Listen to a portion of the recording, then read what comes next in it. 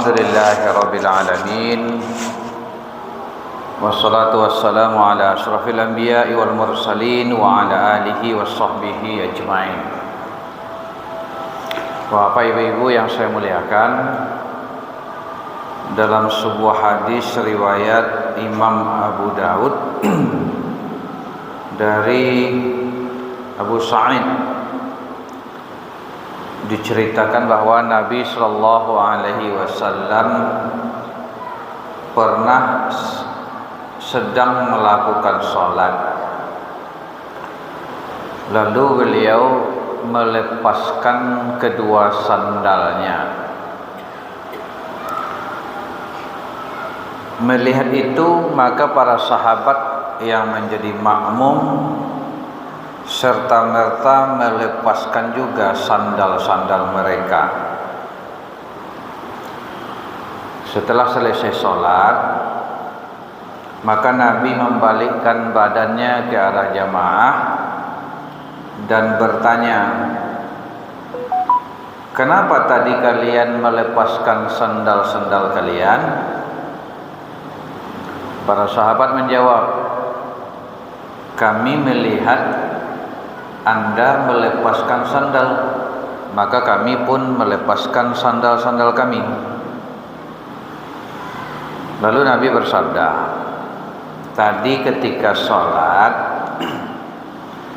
Jibril datang memberitahu aku bahwa pada kedua sandalku terdapat najis. Makanya dilepas."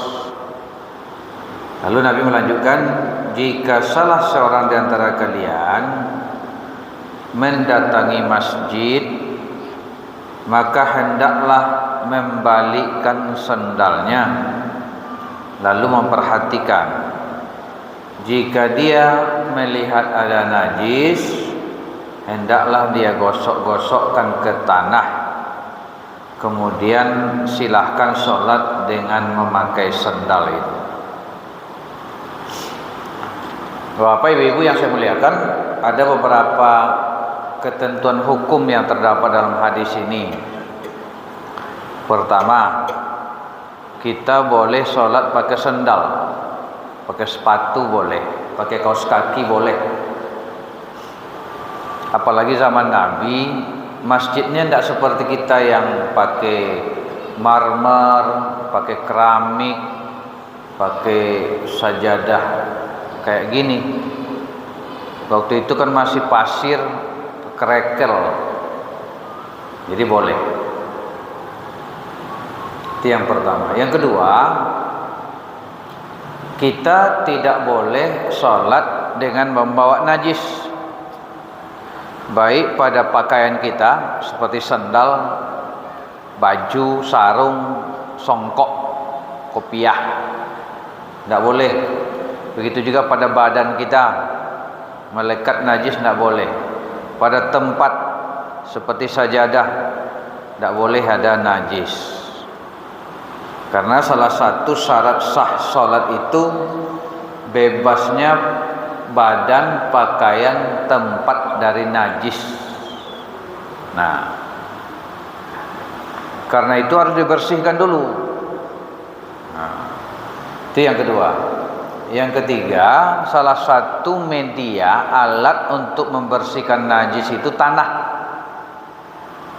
Di samping air, tanah juga boleh. Tadi kan Nabi menggosok-gosokkan, menyuruh menggosok-gosokkan sandal ke pasir, ke tanah. Kalau ada najis, itu bersih jadinya. Sama dengan ketika Aisyah bertanya, "Ya Rasulullah, kami perempuan ini kalau berpakaian kan ujung-ujung pakaian kami menyentuh tanah. Kadang-kadang terkena kotoran. Bagaimana itu ya Rasulullah dibawa sholat?"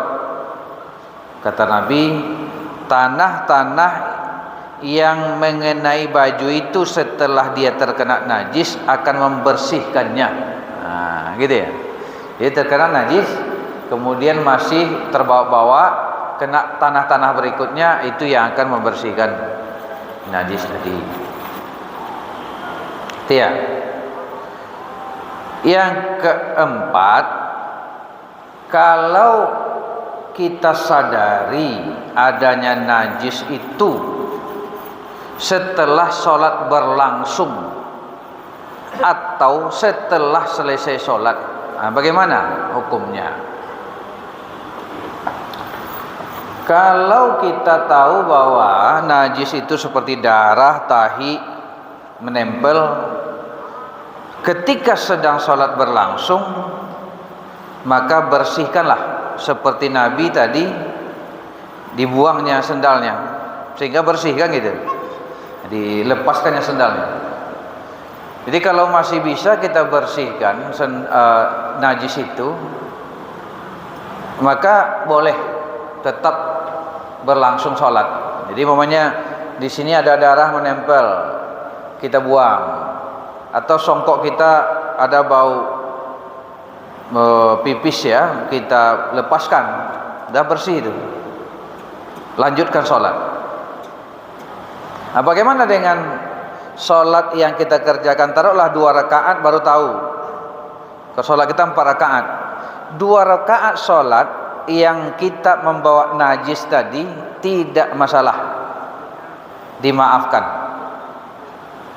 Nabi tadi kan dilepasnya sendalnya, yang sholat yang rakaat sebelumnya tidak diulangnya, berarti itu dimaafkan karena tidak tahu. Begitu, karena tidak tahu.